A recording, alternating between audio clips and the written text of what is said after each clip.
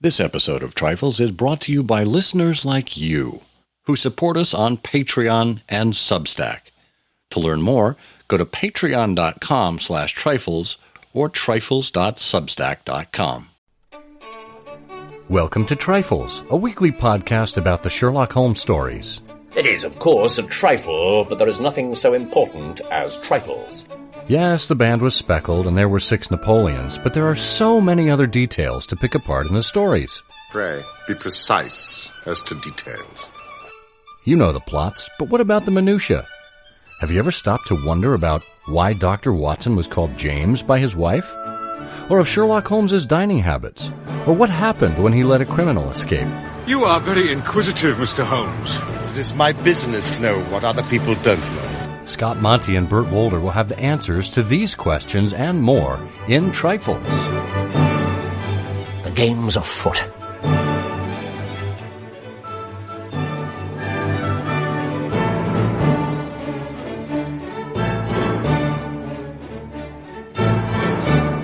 Episode 460, Paddington versus Waterloo.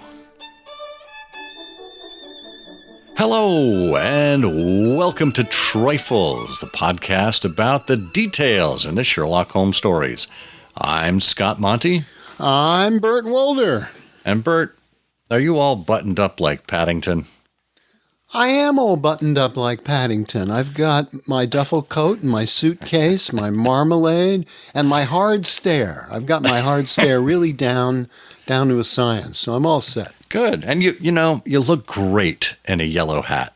I do, yeah. I just need the Brown family, really. What I really need is somebody to buy me lunch. And I'm hoping they'll pop up any moment. That's a universal need.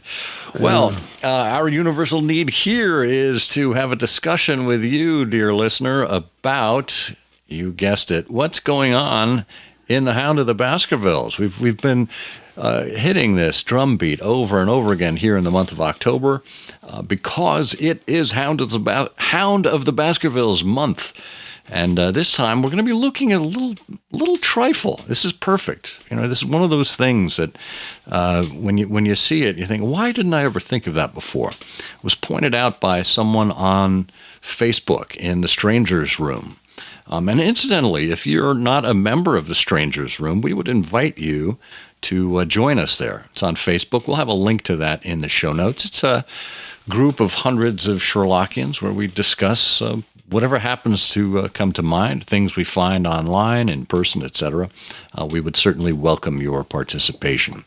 Meanwhile, we would welcome your participation in supporting the show, either as a paid supporter or as someone who helps share the message out.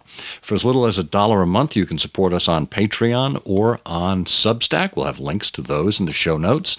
And if parting with your money is not something that appeals to you, that's okay. We would just ask that you share our podcast with people that you think would be interested. People who love the Sherlock Holmes stories and perhaps want to learn a little bit more about what's going on behind the scenes. So, thank you in advance.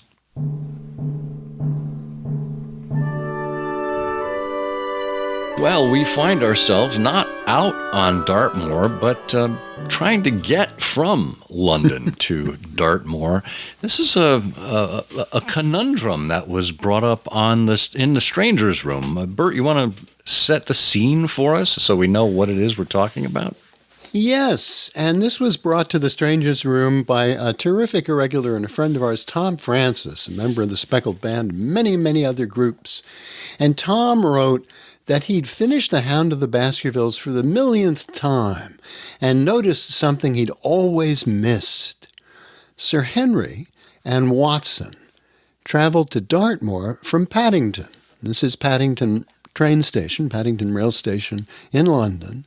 But later we discovered that Stapleton has the cabbie drop him, not at Paddington, but at Waterloo Station, a different station.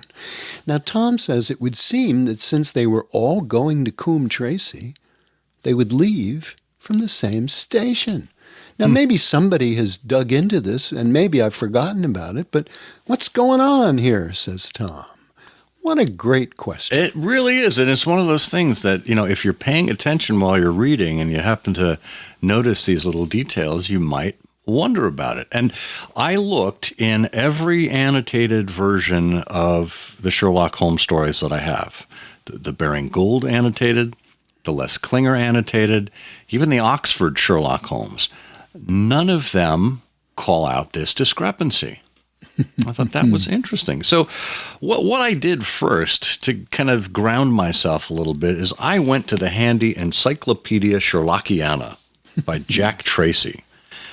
He has this wonderful, basically dictionary of terms from the canon. This was written in the mid to late 1970s. And he manages to pull out references and explain them. So when we open to Paddington Station, he says it's a railway station in Paddington, London terminus of the Great Western Railway. Okay, that's great, because that means this is the railway you would be taking if you're heading out west, out to Dartmoor. And he said Watson happened to live no very great distance from here. Got a few patients from among the officials, one of whom brought Victor Hatherley to his consulting room. That's from the Engineer's Thumb. Sir Henry Baskerville and his party took a train from Paddington to Dartmoor, the Hound of the Baskervilles, as we're discussing. And Holmes and Watson left for the Boscombe Valley and Exeter here. That would be in the Boscombe Valley Mystery and in Silver Blaze. So that's Paddington. So our other station in question, of course, is Waterloo.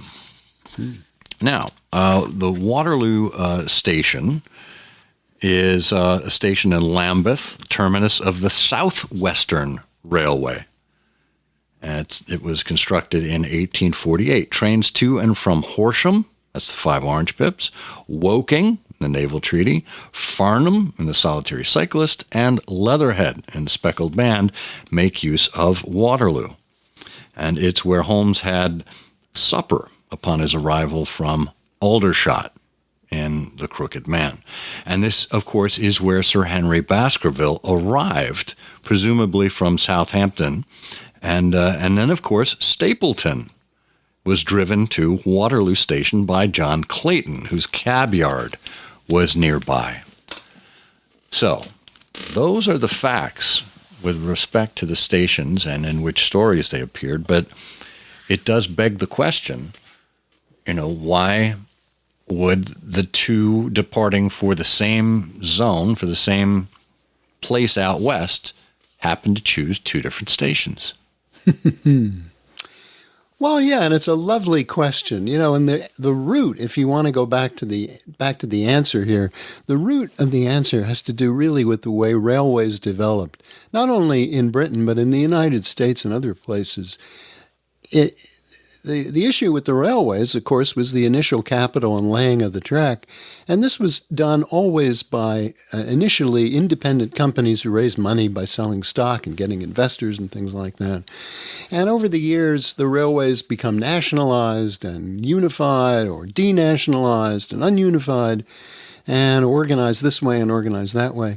But it started very competitively without, much of a countrywide view. And that's really what happened here. And the question really is there a direct line to Dartmoor from London? And the answer to that is no. To get there, you really have to go to another city. And also, the fact is that this is not a tiny place, Dartmoor. And so what happens is you go from a major city, London, to a larger city in the area, which in this case is Exeter. And then from there are lines, there are alternatives that go to different parts that are closer, basically, to Dartmoor. And in fact, this came up in the answers in the Stranger's Room, thanks to Sarah Bennett, a Devon resident who wrote, there was no, first of all, she writes, I'm in Devon, and there was no direct service London to Dartmoor. It would have involved a change because the Dartmoor area was on a branch line from Newton Abbot. The first thing to do is get to Exeter. So you get to Exeter from London first, and then as today, there are several options for London stations, depending on which station in Exeter you need. There are several then and now. There's Exeter St. David's and Exeter St. Thomas. Then you have to change for Newton Abbot, then get the branch line. And it's been suggested that Coombe Tracey is actually Bovey Tracey. If that's the case, you would have had to change at Morton Hampstead to the Morton Hampstead branch line, which is long gone, thanks to some cuts that were made in the 1960s. And she points out, by the way, there's been some talk about reopening the line. So that's really the Holmes and Watson side of it. And then she gets into the Stapleton side of it. Yeah, and she said, it's possible that the Waterloo line was quicker to Exeter on that particular day, weather permitting. But I think there's another reason, if we want to unpack this from rather than from a travel schedule perspective, more from a psychological perspective. Now, recall Stapleton was trailing Sherlock Holmes and Sir Henry Baskerville. We had that cab that sprinted away as Holmes and Watson were walking down the street. Holmes was later able to track down the cabman, who turned out to be John Clayton. Clayton was very happy to share what he knew about his passenger, ultimately revealing that the passenger gave his name to Clayton upon departing. His name, of course, being Sherlock Holmes, which cracked Holmes up. But he did drop him at the Waterloo line. Now, why would Stapleton have chosen the Waterloo line?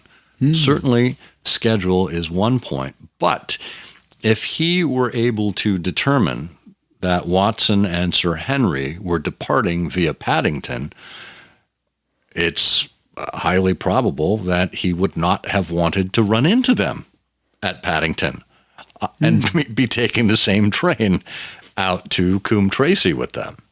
That he most certainly would have ensured that he departed from a different terminus within the metropolitan area rather than taking any kind of chance that he would run into them. Yeah, really interesting. And one of the other comments that had come up was, along those lines, Stapleton took the HOUN to a station on the north side of the moor, Oakhampton, and then walked the HOUN across to the prepared lair. Because if he'd gone to Coombe Tracey, he would have been much more noticeable. Yeah. And so that makes some sense. Can you imagine him alighting from the train with this huge dog in tow? And, what are you doing? Oh, I'm taking the HOUN to the Baskervilles back to. We've just been out for a little jaunt to the veterinarian. Yes, in the city. Yes. Well, and also, the nice part about this too is that there has been some exploration of it, considering too the work of the great Sherlockian Philip Weller, who put out an entire volume on the Hound of the Baskervilles some years ago. And as Weller's book goes into it, he says, in the year when the adventure takes place in 1889, there were two main railway approaches to Dartmoor. Each traveled around the edges of the greater Dartmoor area from Exeter to Plymouth, one going anti-clockwise and the other in clockwise. So let's look at the first of these. It's the simpler one. And the second one is going to be the more important. So Jack Stapleton, he says, is described as traveling to Dartmoor from London. And the quotation is, he brought it down by the North Devon line and walked a great distance over the moor so as to get it home without exciting any remarks. Well, what's referred to here, says Weller, is the North Devon line. That's recognized by railway historians as being part of or a branch line extension of the old rail route from Exeter to Barnstaple, which was completed in 1854. And though this extension was begun by other companies, it was taken over by the great London and South Western Railway Company. And the company had a strategy connected with the North Devon line, which was to run another line from it to travel around the northern and western edges of Dartmoor, to reach Plymouth from Exeter via Oakhampton and Tavistock, because they wanted to break the monopoly of the Great Western Railway, which had a line traveling around the eastern and southern edges of Dartmoor, which reached Plymouth via Newton Abbot and Totnes. And the aim was achieved in 1876, first using the lines of other companies for part of the journey, and then, et cetera, et cetera, et cetera.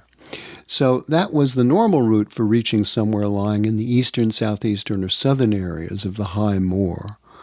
And mentioning that Stapleton used the North Devon line to reach his home without attracting attention, that's the line that we're really talking about. Yeah, this is a great lesson not only in railway history, but in geography around the moor as well. Weller reminds us that Stapleton walked a long way across the moor to reach his home, and as the ancient forest part of the moor is some 17 miles long across its greatest dimension, this strongly indicates that Merripit House, which is where Stapleton lived, must have been on the southern half of the moor. And one of the greatest distances that you could travel in a relatively straight line across the moor without passing through any inhabited areas would be Oakhampton, on an extension of, wait for it, the North Devon line. The rail approach to Baskerville Hall would have been made through Newton Abbot, Totnes, or South Brent, possibly with a change to a branch line at one of the first two of those, and with the third being unlikely, in that being a mainline station was not a wayside station. All very interesting. And, of course, Weller will go on to talk a little bit about how that and the carriage ride that Watson and Sir Henry take is instrumental or suggestive in terms of locating the true location of Baskerville Hall. But that is for another day. It is. And if you're interested in more about the moor and Weller, we did talk specifically about the moor in episode 441, using Philip Weller's Hunting the Dartmoor Legend as our source there. And we'll have a link to that book as well as to that episode in the show notes. What do you think, friends? Does this pass muster? Does it hold up? Do you have an additional theory that you can put out there? What are your thoughts on these competing railway journeys to get from London to Dartmoor? So much easier today when you can just get a Lyft or an Uber. And that is no trifle. It is, of course, a trifle, but there is nothing so important as trifles. Please join us again next week for another installment of Trifles. Show notes are available on SherlockHolmesPodcast.com. Please subscribe to us on Apple Podcasts and be sure to check out our longer show, I Hear of Sherlock Everywhere, where we interview notable Sherlockians and share news of the Sherlockian world. You've taken my breath away, Mr. Holmes. Let us meet again at 1 under the clock at Waterloo Station.